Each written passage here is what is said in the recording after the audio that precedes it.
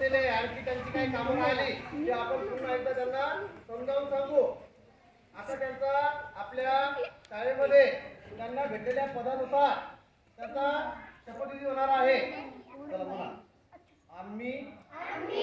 आम्हाला सर्व विद्यार्थ्यातून ज्या पदावर निवडले आहे त्या पदाला आम्ही योग्य न्याय देण्याचा प्रयत्न करू। आम्ही आमची कामे प्रामाणिकपणे पार पाडू। आमच्याकडून शाळेतल्या कोणत्याही विद्यार्थ्याला विनाकारण त्रास होणार नाही